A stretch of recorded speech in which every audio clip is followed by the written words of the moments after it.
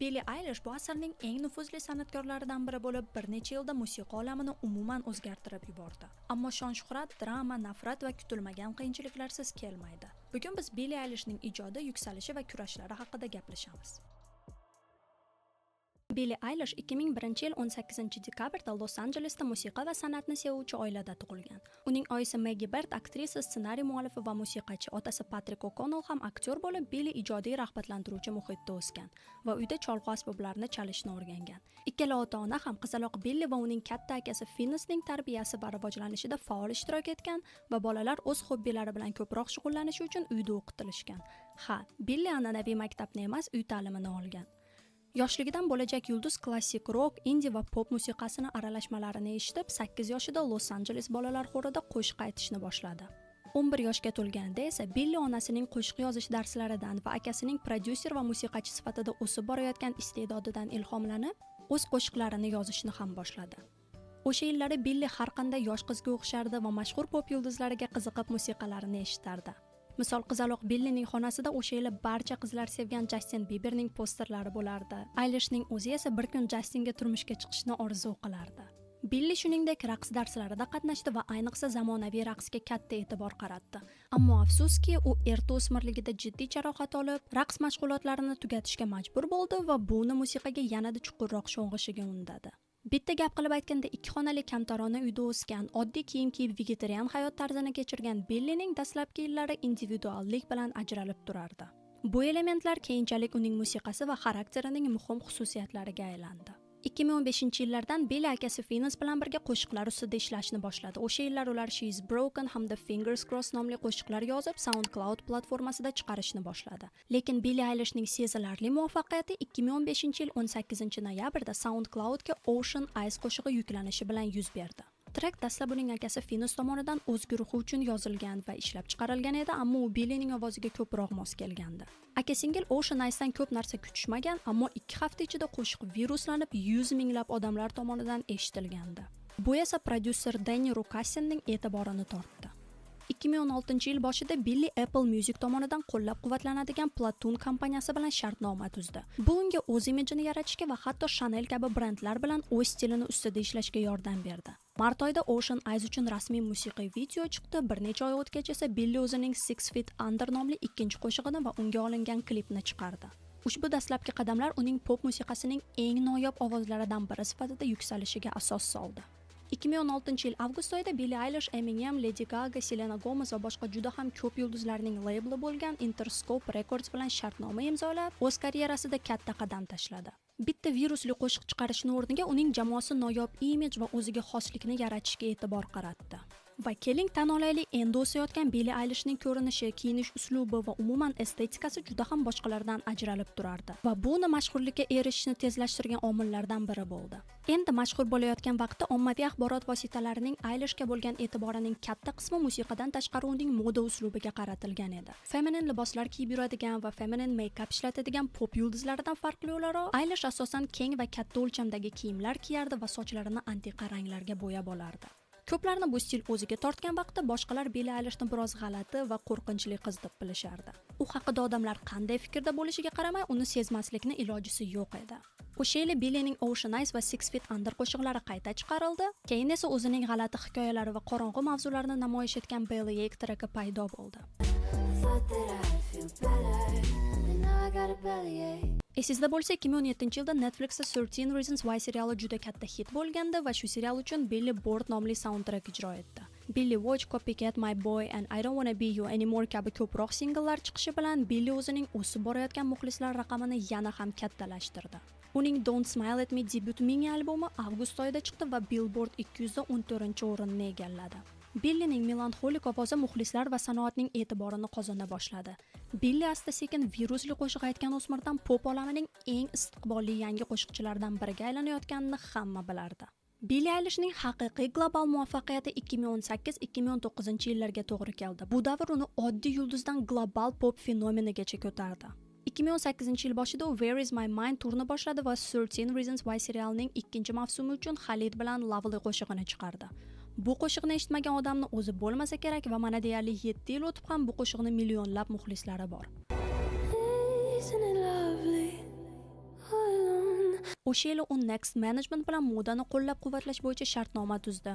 Forbes jurnalining 30 Under 30 ro'yxatiga kirdi va Apple kompaniyasining reklamalarida chiqdi. 2019-yilga kelib Don't Smile at Me Spotify'da 1 milliarddan oshiq stream yig'di va Billini bu marraga erishgan eng yosh qo'shiqchiga aylantirdi. Shu yillar haqida gapirdimmi, Billini yana bir sevimli xonandasi haqida aytib o'tmasam bo'lmaydi. 2018-yil musiqa olamini juda katta yo'qotish kutayotgan edi. Ko'plar sevgan rapper XXXTentacion olamni tark etgandi. Billi va X hech qachon shaxsan uchrashmagan bo'lsalar ham, Billi unga va uning musiqasiga chuqur hissiy aloqani his qilardi. Billining aytishi bo'yicha X'ning qo'shiqlari uni juda kam odam tushuna oladigan tarzda his qildirardi va rapperning fojiali o'limidan so'ng Billining yuragi ezildi. He had the biggest impact on me. I feel like more than anybody else did.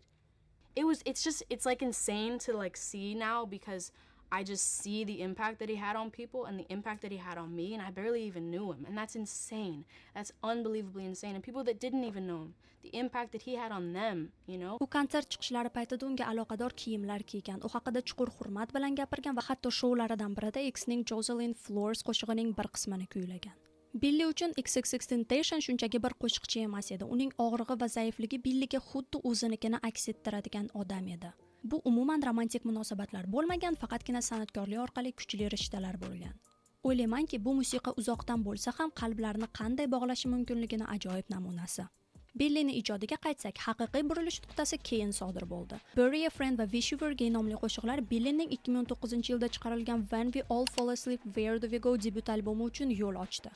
Albom AQSh va Buyuk Britaniya chartlarida birinchi o'rinlarni oldi va Billi 2000-yillarda tug'ilgan va Billboard 200 da birinchi o'rinni egallagan birinchi qo'shiqchi va eng yosh ayolga aylandi. Deyarli har bir track Amerikaning eng katta musiqiy Billboard Hot 100 chart ro'yxatiga kirgandi va hammamiz sevgan Bad Guy qo'shig'i o'sha yilning 19 hafta davomida eng baland o'rinda bo'lgan Old Town Road hitini birinchi o'rindan tushirib yubordi. Aytgancha, Bad Guy qo'shig'i orqali Billining eng katta orzularidan biri amalga oshdi. U nafaqat o'z bolalik krashi Justin Bieber bilan ko'risha oldi, balki u bilan Bad Guy versiyasini birga ijro etdi va ayni JB bilan bo'lgan versiyasi juda katta rekordlar urdi. O'zi Billi va Justinning munosabatlari haqiqiy aka-singil munosabatlariga o'xshaydi. Nimaga desangiz, erta mashhurlikka erishgan va shon-shuhratning qorong'u tomonini juda yaxshi tushungan Justin Billi uchun chuqur tashvish bildirardi va o'zining ruhiy salomatligini birinchi o'ringa qo'yishini doim eslatardi. Intervyularda Justin Billi haqida gapirib, uni har qanday holatda ham himoya qilishni xohlayotganini aytgan. Chunki Bieber Gollivud qanchalik shafqatsiz va og'ir bo'lishi mumkinligini hammadan yaxshi tushunardi. Ayniqsa Billi kabi yosh qiz uchun. It was hard for me being that young and being in the industry and not knowing where to turn and everyone, telling me they love me and, just turn their back on you in a second. So if she ever needs me, I'm going to be here for her, but yeah, just protecting those moments because people take for granted encounters and I just want to protect her. Ularning rishtalari o'zaro hurmatga asoslangan haqiqiy do'stlikka aylandi. 2019-yil yakunida Billi Everything I Wanted trackini chiqardi. Billboard tomonidan Woman of the Year, ya'ni yil ayoli deb topildi va 6 ta Grammy nominatsiyalari olib tarixga kirdi. Tushunganingizdek, 2018 va 2019-yillar Billie Eilishning pop musiqa olamida Generation Z'ning eng sevimli qo'shiqchilaridan biri sifatida mustahkamladi. Billie Eilish hayotining yana bir muhim qismi shuki, u Tourette sindromiga chalingan. Bu nima desangiz, Tourette tics deb atalgan ixtiyoriy harakatlarga aloqador genetik kasallik. Billi buni birinchi marta 2018-yilda muxlislar ba'zi intervyularida uning tiklarini payqashgandan keyin tasdiqladi. Billi bundan hech qachon uyalmasligi haqida aytdi va bu kasallikka chalingan ko'p yoshlarni taslim bo'lmaslikka ilhomlantirdi. O'zi o'sha yilgi intervyular vaqtida Billi o'z hayotidagi boshqa qiziqarli narsalarni muxlislari bilan o'rtoqlashdi. Misol, Noisy bilan intervyu vaqtida Billie Eilishdan Drake, Eminem va Childish Gambinodan birini tanlash so'ralganda, Billi Childish Gambinoni tanlab bir sirni ochdi. U butun umri davomida Eminemdan qo'rqardi. I have to say Childish Gambino, 1 billion%. I was scared of Eminem my whole life. Always. Dude, terrified. That dude freaked the fuck out of me. Oh my god. Albatta, Eminemning 2000-yillarda nafaqat savage va angry bo'lganini hisobga olsak, Billini tushunsa bo'ladi. Eminem ham bunga javoban Alfred Sim qo'shig'ida mana shunday degan. I'm just fulfilling my wish of killing rhymes, which is really childish and silly, but I'm really like this. I'm giving nightmares to Billie Eilish. Billy va Eminem ikkita har xil avloddan va turli stillarda aytadigan qo'shiqchilar bo'lishiga qaramay, ko'p muxlislar kollaboratsiyalar kuchida davom etmoqda desam yolg'on bo'lmaydi. O'tgan yili Coachella vaqtida Billy to'satdan Eminemning Lose Yourself qo'shig'ini muxlislarga eshittirganda hamma kollaboratsiya bo'ladi deb o'ylagandi. Lekin hozirgacha bu sodir bo'lmadi. Zato Coachella 2024da Billy Lana Del Rey bilan birga sahnada qo'shiq ijro etdi. Bu juda ko'plar uchun dream came true bo'ldi. Nimaga desangiz, ikkala qo'shiqchi ham o'zlarining melanxolik ovozi va qo'shiq aytish uslublari bilan mashhur. Va Billyning uslubi Lanadan ilhomlantirilgan degan fikrlar ham bor. Endi sizga savol, Billie Eilishni qaysi qo'shiqchi bilan birga kollaboratsiyasini ko'rishni istardingiz? Eminem va Billie Eilish birga kollaboratsiya qilsa fikringiz qanaqa bo'ladi? O'ylaymanki, bu juda kutilmagan, ammo qiziqarli reliz bo'lardi.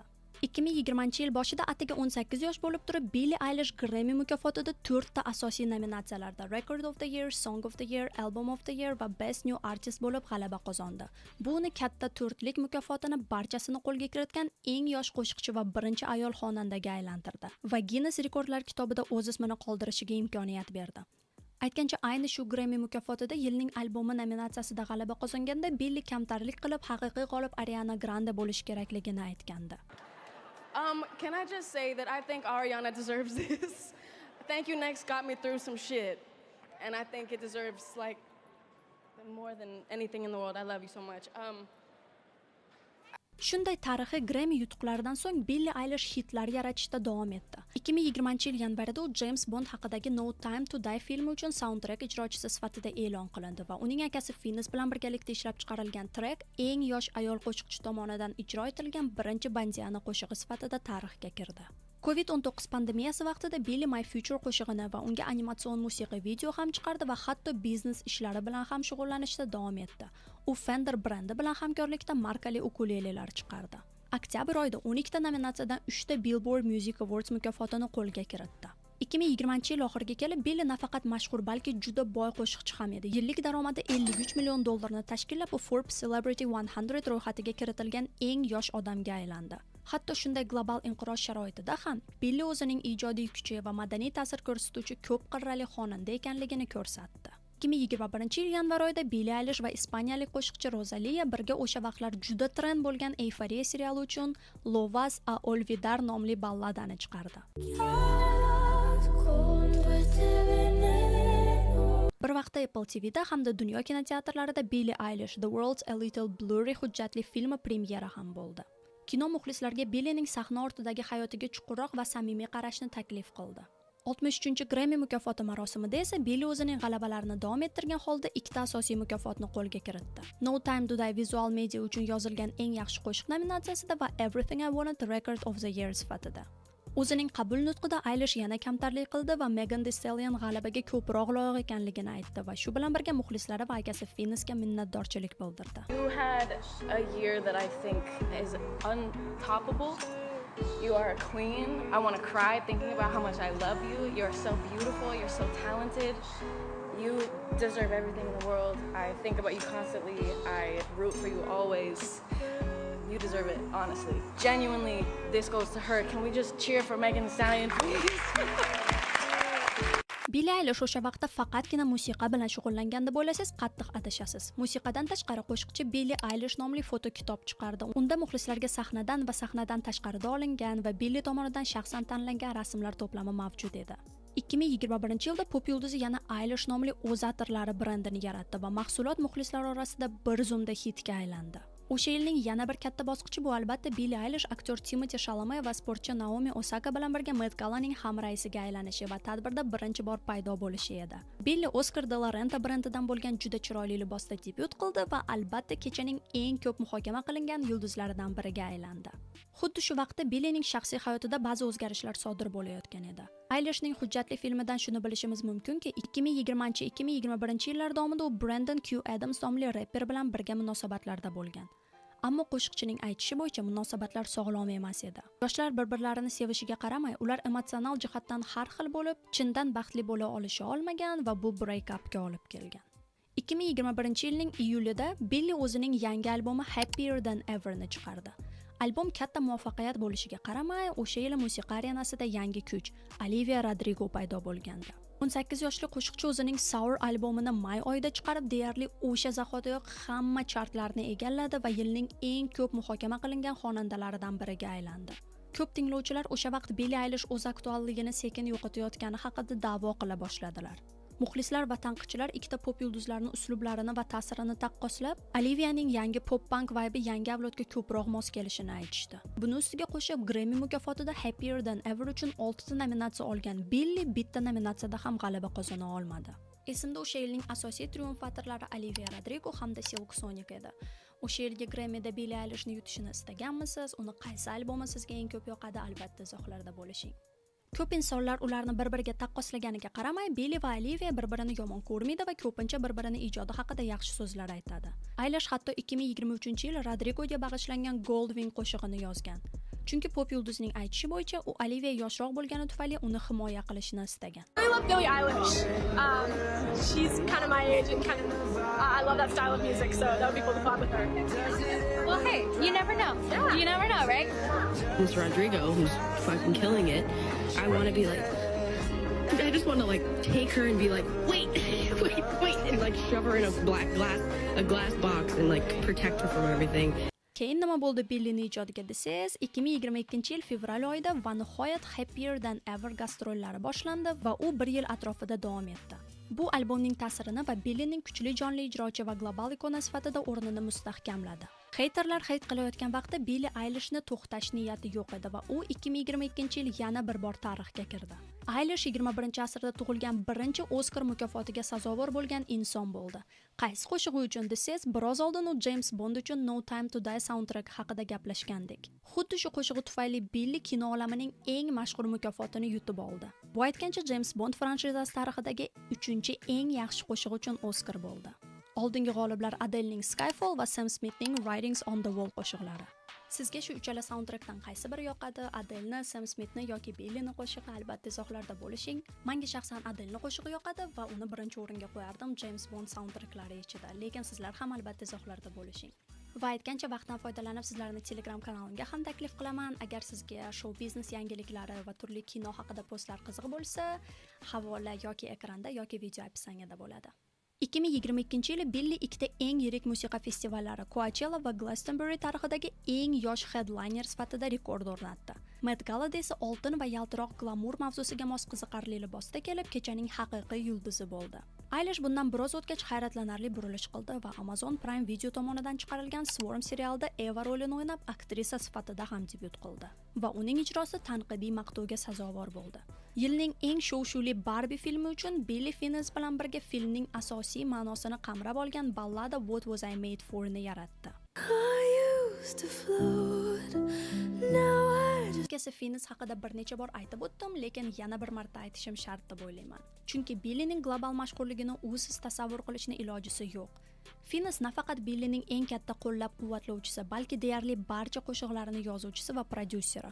U nafaqat Billie bilan, balki Justin Bieber, Halsey, Demi Lovato, Selena Gomez kabi qo'shiqchilar bilan ham ishlagan. Billie va Finnesning aka-singil duosi musiqa sanoatida juda ham kamdan kam uchraydi. Barbie'ni soundtrackiga qaytsak, qo'shiq uchun 2024-yilda Eilish 2 ta Grammy mukofoti bilan birga eng yaxshi original qo'shiq uchun 2-chi Oscar mukofotini qo'lga kiritdi. What Was I Made For yil qo'shig'i nominatsiyasida Oscar va Grammy mukofotlarini qo'lga kiritgan tarixdagi 10-chi qo'shiq bo'ldi. Billie Eilish 2 ta Oscar mukofotini qo'lga kiritgan eng yosh odamga aylandi. Bu uning san'atkorligi rivojlanishida davom etayotganini va pop madaniyatida o'chmas iz qoldirayotganini yana bir dalili edi. Buni ustiga Billie afsonaviy EGOT statusini qo'lga kiritish uchun yana 2 ta mukofot olsa bo'ldi. Unda allaqachon Oscar va Grammy bor, Emmy va Tony yutsa Billie eng yosh EGOT sohibasiga aylanishi mumkin. Xuddi shu vaqtlar Billie'ning hayotida aytgancha yana bir mini drama sodir bo'ldi. 2022-2023 yillar davomida pop yulduzi The Neighborhood guruhining vokalisti Jess Rutherford bilan munosabatlarda bo'lgandi. Billie endigina 21 yoshga to'lganda Jess 31 yosh edi va ko'p muxlislar ularning o'rtasidagi 10 yillik farqga biroz hayron qolardi va ularning muhabbatiga shubha bilan qarashardi. Jamoat fikriga qaramay, ular bir muncha vaqt uchrashishdi va hatto odamlarning ustidan kulib Halloween vaqtida xuddi yosh qizaloq va qari cholda kiyinib chiqishdi. Bu ularni 10 yillik yosh farqi haqida doim gapirayotgan muxlislarga bir atvetka bo'ldi. Afsus, hech nimaga qaramay, oxir-oqibat 2023-yilda ikkala yoshlar baribir ajralishdi. Ammo bundan so'ng Jess Billini tinch qo'ymay unga shade qiladigan point of view qo'shig'ini chiqardi va ko'p muxlislar u yerdagi juda ham cringe va creepy lirikslardan hayron qoldi. Bu qo'shiqda Jess ba'zi bema'ni narsalar haqida gapirib chiqdi, bu esa onlayn mish-mishlar va munozaralarni kuchaytirdi.